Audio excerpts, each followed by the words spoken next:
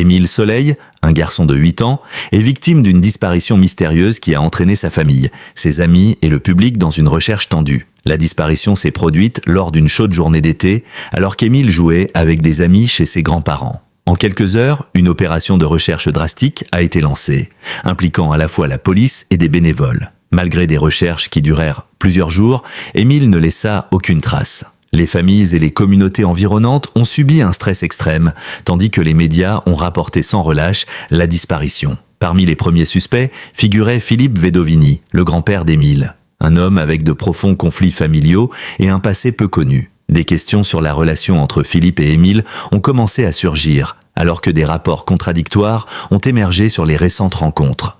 Les premiers détails de la disparition indiquent que l'affaire n'est peut-être pas simple. D'après les déclarations des proches, certains éléments suggèrent une présence incertaine de Philippe aux alentours du lieu où jouait Émile. La pression de la famille et de la communauté s'est accrue sur Philippe, faisant de lui un suspect clé de l'enquête. Après plusieurs semaines, l'enquête a commencé à rassembler des preuves importantes. Philippe Vedovini a été interrogé à plusieurs reprises et à chaque fois il a montré des signes d'anxiété et de stress. Ses réponses n'étaient pas convaincantes et les enquêteurs ont commencé à douter de la véracité de son témoignage. Des témoins près du domicile de Philippe ont rapporté avoir entendu des bruits étranges la nuit où Émile a disparu. Bien que Philippe ait toujours soutenu qu'il n'avait rien à voir avec l'incident, son témoignage a été contredit par d'autres preuves. La pression s'est accrue alors que les recherches continuaient de ne donner aucun résultat. Alors que la police continuait de fouiller les environs, elle a découvert plusieurs taches de sang inexpliquées dans la zone proche du domicile de Philippe. Plusieurs petites taches de sang ont été retrouvées dans son garage, ce qui a encore accru les soupçons sur le grand-père d'Émile. Cependant, Philippe nie toujours fermement toute implication dans l'affaire, et l'affaire devient un jeu tendu entre les enquêteurs et les suspects. Entre-temps, la famille de Philippe, notamment son épouse,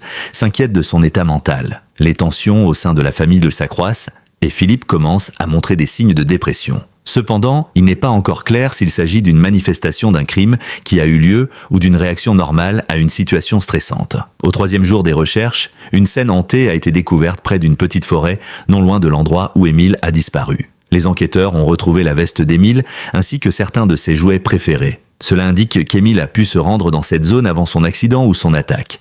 Mais ce qui est effrayant, c'est que non seulement il y a les affaires d'Émile, mais il y a aussi des signes qui suggèrent qu'il pourrait s'agir d'un meurtre. Malgré ces signes, la famille et la communauté ne pouvaient toujours pas accepter le fait qu'Émile était parti. La pression et la colère ont commencé à monter alors que la famille blâmait Philippe, incapable de comprendre qu'un grand-père puisse faire du mal à son propre petit-fils.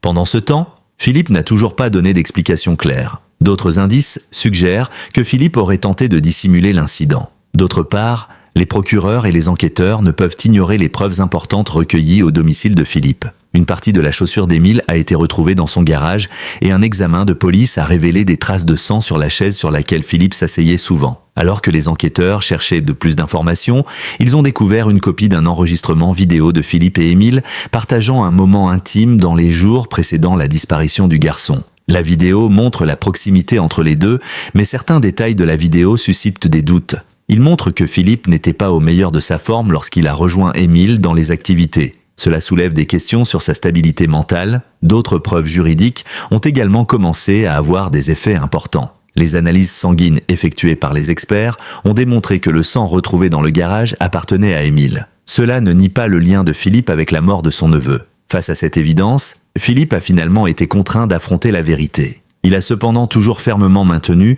qu'il ne se souvenait pas exactement de ce qui s'était passé. Alors que la pression de l'enquête grandissait, Philippe cherchait à admettre la vérité de sa culpabilité. La confession n'a pas été prononcée directement, mais elle a été enregistrée grâce à un enregistrement qu'il a laissé avant de mettre fin à ses jours. Dans l'enregistrement, la voix de Philippe semble effrayée, étranglée et extrêmement angoissée. Il a parlé de l'immense culpabilité et de l'impuissance qu'il a ressentie en réalisant qu'il avait commis un crime irréparable. « Je n'en peux plus », dit-il en tremblant. « Je l'ai fait, j'ai tué mon neveu. Je ne sais pas pourquoi, je ne sais pas comment j'en suis arrivé là. » Ces aveux ne contenaient ni doute ni déni, mais plutôt une douleur extrême. Philippe ne pouvait pas vraiment expliquer ses actes, mais il savait qu'il avait perdu tout contrôle et qu'il avait agi d'une manière que seule la douleur et la colère dans son cœur pouvaient comprendre. Il ne voulait plus vivre avec ce péché et décida de mettre fin à ses jours. La peur, le stress et l'anxiété tout au long de l'enquête avaient poussé Philippe dans ses retranchements. Face aux preuves irréfutables, les traces de sang d'Émile dans le garage, la chaussure du garçon retrouvée chez lui, Philippe n'a eu d'autre choix que d'avouer son crime. Mais au lieu de faire face à la justice, il a choisi la voie la plus douloureuse, mettre fin à ses jours. L'enregistrement de Philippe n'est pas seulement un aveu de crime, mais aussi le désespoir d'un homme qui s'est perdu. Sa fin tragique fut un prix élevé à payer pour des actions irréversibles. Après la diffusion de l'enregistrement, la famille et la communauté ont été plongés dans un profond chagrin. Ils doivent faire face non seulement à la mort d'Émile, mais aussi à l'effondrement d'une famille et aux blessures non cicatrisées d'un grand-père qui a perdu toute raison et toute humanité. Philippe Vedovini, dans les derniers instants de sa vie, a laissé un message douloureux non seulement à sa famille, mais aussi à lui-même. C'est la confession d'un homme qui n'a pas pu supporter ses péchés et a choisi de mettre fin à ses jours pour ne pas avoir à vivre avec le souvenir obsédant de ce qu'il avait fait. Lorsque Philippe Vedovini a mis un terme à sa vie, ce n'était pas seulement le deuil de sa famille, mais aussi une question sans réponse.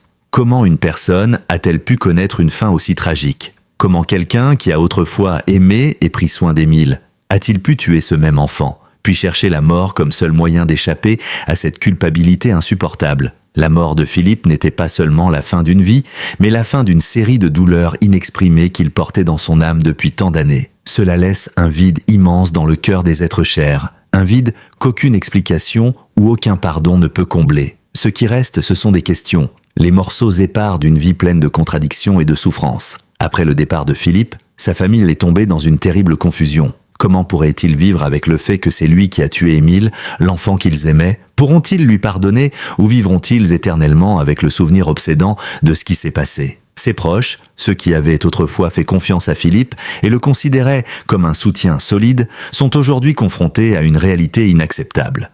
Leur respect et leur amour pour lui ont été écrasés sous le poids d'un acte impardonnable. La mort de Philippe n'était pas seulement la fin d'une vie, mais aussi la fin d'espoir et d'excuses tacites. Il a peut-être choisi la mort pour se libérer du tourment mental, mais elle a également laissé une énorme blessure à ceux qui sont restés derrière. Qu'ils le veuillent ou non, la mort de Philippe a ajouté au chagrin de la famille, les laissant non seulement privés d'un être cher, mais aussi confrontés à la dévastation d'un crime inimaginable. Et puis, la plus grande question demeure, peut-il y avoir un salut pour quelqu'un qui a commis un crime comme Philippe ? Une confession finale suffirait-elle à apaiser la culpabilité qu'il avait causée, ou sa mort ne ferait-elle qu'ajouter à la souffrance et au vide incommensurable ? Chacun dans la famille, de sa femme à ses enfants, devra vivre avec la réponse qui ne viendra jamais dans un monde déjà trop sombre. Même si la vérité sur la mort de Philippe a été révélée, elle ne peut effacer la douleur persistante que sa famille a endurée. Et avec la mort de Philippe, l'affaire Émile Soleil n'est probablement plus qu'une autre histoire inachevée.